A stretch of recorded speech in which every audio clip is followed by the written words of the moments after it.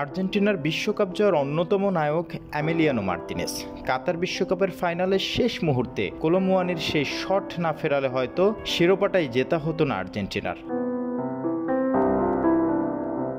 সর্বজয়ী Argentina দলের অবিচ্ছেদ্য অংশ এই তারকা গোলরক্ষক 2024 সালের শেষ দিকে জানিয়েছিলেন তার অবসরের কথা। বয়স সবে 32। এরই মধ্যে জাতীয় দলের হয়ে জিতেছেন সবকিছু।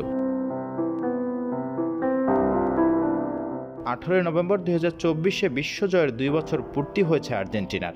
সেই উপলক্ষে আর্জেন্টিনা ফুটবল অ্যাসোসিয়েশনের বিশেষ ভিডিওতে এসেছিলেন অ্যামির অবসরের প্রসঙ্গ।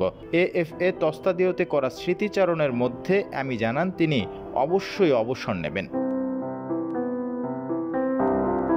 সময়ের সেরা গোলরক্ষক এমিলিয়ানো মার্তিনেজ সেদিন বলেছিলেন, আমি শপথ করে বলছি অবসর নেব।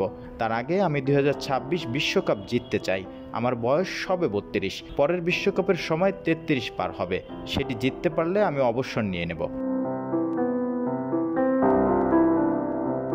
মার্তিনেজ 2024-এর ফিফা দ্য বেস্টে জিতেছেন বর্ষসেরা গোলকিপারের খেতাব।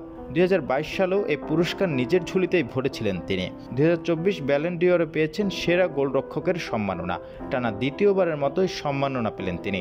সব মিলিয়ে মাঠ ও মাঠের বাইরে দারুণ সময় কাটছে বিশ্বকাপ জয়ী এই গোলরক্ষকের।